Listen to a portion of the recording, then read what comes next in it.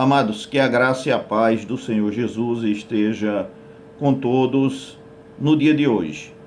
Mais um final de semana que não teremos o nosso culto de forma presencial e por essa razão eu estou gravando uma mensagem para que possamos compartilhar com nossas famílias. O assunto que queremos tratar hoje, irmãos, tem o tema Buscai e achareis. No texto de hoje, que vamos ler daqui a pouco em Mateus, no capítulo 7, dos versos 7 até o verso de número 11, Jesus apresenta aos seus discípulos o meio pelo qual podem vencer os obstáculos da vida temporal e alcançar os méritos da vida espiritual. O exercício espontâneo da oração como recurso poderoso na vida dos crentes e, obviamente, também na vida da igreja. Por isso mesmo, um recurso muito importante neste momento de apreensão, perigo e morte, diria até momentos de terror que estamos vivendo, diante de uma pandemia que tem assolado o mundo inteiro e que já atinge 2.342.000 pessoas e já matou, conforme dados estatísticos da manhã de hoje, 161.324 pessoas. Nada é mais necessário ao crente e à igreja, principalmente num momento como este, do que a prática de oração. Nesses dias conturbados, quando a fé tende a arrefecer, a apostasia, o mundanismo, o pecado e a incerteza avassalam os corações, a necessidade do exercício espontâneo da oração se impõe como uma questão vital para a igreja do Senhor Jesus. Cristo deixou-nos o exemplo, caracterizando-se como homem de oração. Nos momentos mais difíceis, ou diria, nos momentos mais significativos da sua vida aqui no mundo, vamos encontrá-lo em oração. Por exemplo, orou por ocasião do seu batismo, passou a noite em oração antes de escolher os apóstolos dentre os seus discípulos, orou na transfiguração, orou no Getsêmani e orou até na cruz, intercedendo pelos seus inimigos. Todos esses relatos de Jesus orando, nós vamos encontrar no Evangelho de Lucas, do capítulo 3 até o capítulo de número 23. E conforme o escritor de Hebreus, ele continua a interceder por nós, ainda hoje, conforme Hebreus, capítulo 7 e verso de número 25. O texto diz assim: pedi e dá-se-vos-á, buscai e encontrareis, batei e abri-se-vos-á, porque aquele que pede recebe, o que busca encontra, e ao que bate abrir-se-lhe-á. E continua o texto: e qual dentre vós é o homem que, pedindo-lhe pão o seu filho, lhe dará pedra? E pedindo-lhe peixe, lhe dará uma serpente? Se vós, pois, sendo maus, sabeis dar boas coisas aos vossos filhos, quanto mais o vosso Pai Celestial, que está nos céus, dará bens aos que lhe pedirem. Mateus, capítulo 7, versos de 7 até o verso de número 11. Jesus chama a nossa atenção aqui, irmãos, sobre as regras de como deve ou não deve ser a nossa oração ao Pai, fazendo uma comparação da relação de Deus com os homens nos termos da relação familiar de pais a filhos, ou de pais com os filhos. Portanto, o Senhor nos trata aqui como seus filhos. E o primeiro erro que nós podemos cometer é o erro de não pedir. Olha o que diz o texto: pedi e dá-se-vos-á. A oração é a parte mais viva da religião e do culto a Deus. Se essa faltar, o culto será vazio. É um ministério glorioso, o ministério da oração. Infelizmente, porém, há muitos que o negligenciam. Alegam não haver tempo suficiente para a oração. Outros há que nunca aprenderam de fato a orar, nem estão interessados em aprender o valor extraordinário da oração. O apóstolo Tiago, no capítulo 4 e no verso de número 21, afirma: nada tendes, porque não pedis. Na verdade, há crentes que estão nesta condição ou nesta situação. São pobres, doentes, fracos e necessitados, porque não pedem as bênçãos de que precisam. Se orar é subir à presença de Deus, é aproximar-se, é unir-se à fonte de poder, da saúde, das riquezas inconfundíveis de Cristo. O deixar de orar significa desligar-se dessa fonte e entrar em um processo de decadência espiritual. Deus sustenta todo o universo com o seu poder e faz chover suas bênçãos sobre justos e injustos, conforme nos escreveu Mateus no capítulo 5 e no verso de número 45 do seu evangelho. Entretanto, segundo nos ensina em sua palavra, só concede bênçãos ou só recebe bênçãos especiais aqueles que a pedem.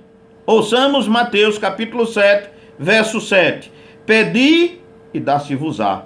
Buscai e achareis. Batei e abri-se-vos-á. Quando a igreja ora, coisas extraordinárias acontecem. Fecham-se as fendas abertas em suas muralhas. Os corações se aproximam. As almas só engrandecem. Os sentimentos se purificam. A vida inteira se renova e certamente os frutos são abundantes. Por isso, irmãos, vamos pedir, vamos interceder, vamos orar, vamos derramar a nossa alma diante de Deus, como fez Ana, em favor das pessoas que hoje estão expostas a esse vírus mortal nessa pandemia e aqueles que já estão sofrendo nos hospitais. Que este dia seja para a igreja do Senhor, para nós, o dia da intercessão por essas pessoas. Vamos pedir a Deus.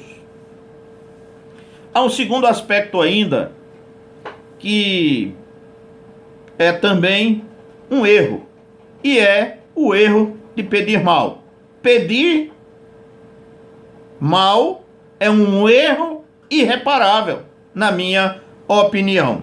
Por isso, irmãos, na perspectiva desse texto, eu entendo que não basta pedir, é preciso pedir bem. Há pedidos inconsistentes, outros são levianos, que não passam de meros caprichos, refletindo a vaidade daquele que ora. A vida de oração é um segredo que tem suas regras. Deixar de observá-las é cometer erro fatal. É ainda o apóstolo Tiago, no capítulo 4 e no verso de número 3, quem afirma: pedis e não recebeis, porque pedis mal. Pedir mal é pior do que não pedir coisa alguma. Que valor pode ter uma oração que tenha por objetivo a amizade do mundo, o prestígio entre os homens, o poder temporal, a ganância e o amor ao dinheiro? Ao dizer, pedi e dá-se-vos-á, estaria o Senhor falando de glórias humanas ou da primazia dos bens deste mundo? Certamente não. Deus não está, irmãos, procurando homens que sejam apenas brilhantes, eloquentes ou talentosos para realizar a sua obra, inclusive a obra de evangelização, mas homens que saibam orar, homens que busquem a Deus em tempo de o poderem achar. Deus precisa de homens quebrantados e submissos a Cristo, que tenham a convicção absoluta de que tem um Pai celestial que ouve e responde às orações dos seus filhos, igualmente como os nossos filhos dependem de cada um de nós. A nossa dependência de Deus é nesses termos que ele traz aqui para a nossa compreensão. Os prejuízos são imensos quando o homem de Deus é ocupado demais e não tem tempo para orar. São muitos maiores ainda quando a oração é mal feita, vazia de conteúdo e dirigida para falsos objetivos. Resulta em perda de tempo e enfraquecimento da fé. Por isso, igreja, vamos orar pelos motivos reais, concretos, necessários do nosso momento. Vamos orar pelo Brasil, vamos orar pelo mundo, vamos orar pelas pessoas que correm risco, vamos orar também pelas pessoas que já contraíram esta doença terrível e que estão em recuperação. Vamos orar pelas famílias que tiveram perdas neste momento. Vamos focar as ações da igreja hoje na intercessão por todos os doentes, pedindo a Deus por aquilo que é mais importante e vital, a nossa vida. A vida de todos aqueles que estão sujeitos a este perigo que permeia as nossas vidas e as famílias. Vamos interceder por aquilo que é vital, pois o Pai Celeste ouve as nossas orações. E diz ele, assim como nós ouvimos os nossos filhos e atendemos às suas necessidades. Um terceiro aspecto que quero ainda considerar com os irmãos é a bênção da oração. É o terceiro ponto que nós queremos discutir, a bênção da oração. Orar é uma arte que impõe certas regras.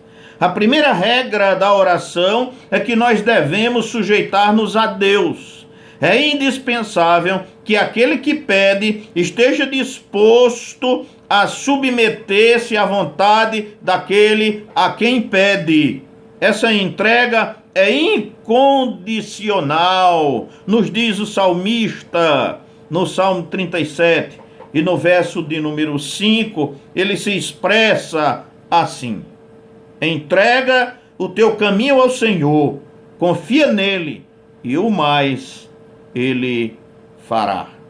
Não se deve entregar apenas a vida a Deus, mas permitir que ele tenha o direito de dirigi-la como lhe aprouver. A entrega de todas as coisas deve incluir também nossas preferências pessoais, nossas mentes e os nossos corações. devemos sujeitar-nos a Deus de forma integral. Segundo aspecto, dentro dessa perspectiva ainda, achegando-se a Deus. Viver longe de Deus é expor-se à pior espécie de solidão. Achegar-se a Deus é confessar nossa necessidade de comunhão. É o sinal de que temos algo importante a comunicar-lhe, de que desejamos contar-lhe tudo, extravasar o nosso coração, pedir-lhe a luz da sua sabedoria e dizer-lhe que ansiamos por adorá-lo na beleza da sua santidade e expressar-lhe o nosso amor, como fez Ana, que já citamos nesta mensagem. Só a oração permite essa aproximação e dá ao crente o ensejo de apoiar-se nos seus braços eternos, entregando-lhe o pleno controle da sua vida, da nossa vida, da vida da nossa igreja, aliviando assim a nossa mente de todos os complexos e tensões que estão tão presentes hoje na nossa vida. Terceiro aspecto, purificando o nosso coração.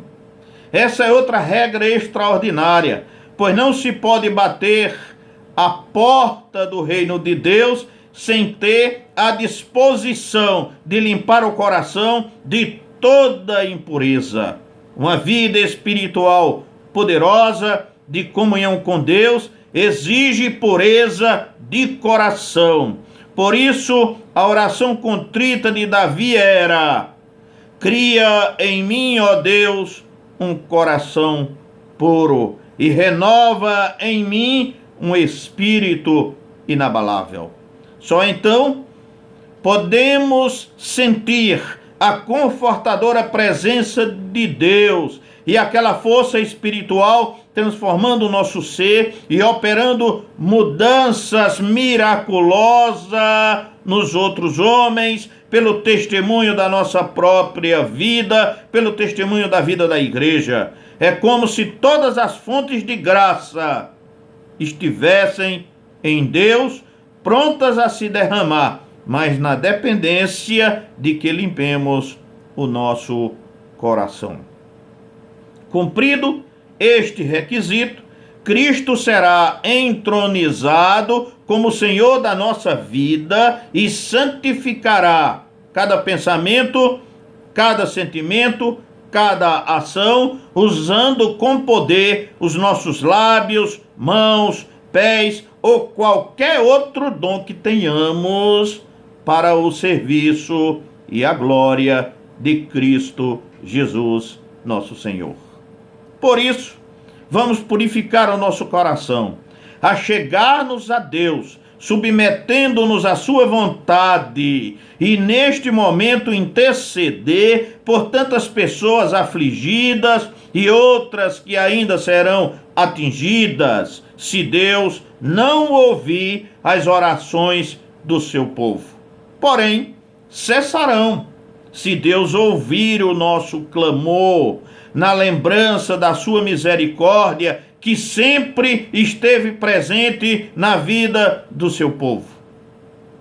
No texto, ele diz: se vocês, sendo maus, sabeis dar boas coisas aos seus filhos, muito mais vosso Pai que está nos céus dará boas coisas àqueles que lhe pedirem. Concluindo a reflexão, irmãos, deste dia, queremos ainda ressaltar que a oração é para a alma o que as nevuras são para a videira, o canal através do qual a vida divina se comunica com a humana, enchendo-a com a sua graça. Nos interesses, ocupações ou momentos difíceis da vida, como o que passamos agora, coisa alguma pode substituir a oração. Nenhum outro recurso é tão fácil e ao mesmo tempo tão eficaz quanto a oração. Portanto, oremos continuamente no dia de hoje. O servo do reino, que ainda não aprendeu a alcançar vitórias pela oração, que ainda não venceu o pecado, a tentação, a fraqueza pela oração, ainda não está plenamente habilitado para a vida cristã. Estai em mim e eu em vós. Significa poder usar os abundantes recursos que existem no Salvador. Estar em Cristo é ter todas as fontes de inspiração, poder e firmeza. É ter plenitude de alegria e segurança em todas as circunstâncias. E mesmo neste momento difícil de plena pandemia em que estamos vivendo o dia de hoje. A Igreja de Cristo está precisando muito de crentes que se disponham a redescobrir o poder da oração.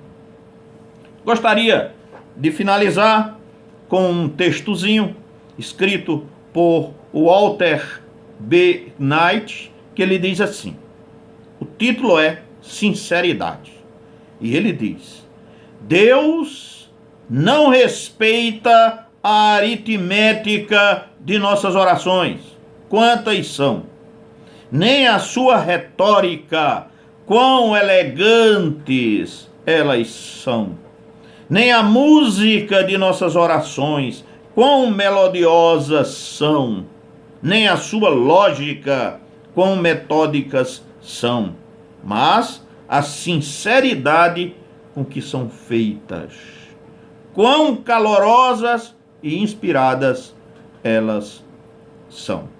Vamos orar novamente neste dia e queria que vocês me acompanhassem, queridos. Nosso Deus e Pai, nós te louvamos mais uma vez no dia de hoje, Senhor. Pedimos a tua bênção para a tua igreja que está hoje ausente do templo, não se reunindo presencialmente, mas que permanece na adoração a ti, na dependência de ti, reconhecendo que tu és o nosso Senhor. Senhor, neste momento, nós colocamos em tuas mãos todas as pessoas que estão sofrendo com essa doença terrível. Te colocamos também sobre os teus cuidados, todos aqueles que ainda não contraíram essa doença, Senhor, protege-o, Senhor, e pedimos também por todas as famílias que tiveram perdas neste momento. Abençoa-os ricamente. Nós te rogamos, pedimos tudo isso, Senhor, em o nome do teu amado Filho Jesus. Amém.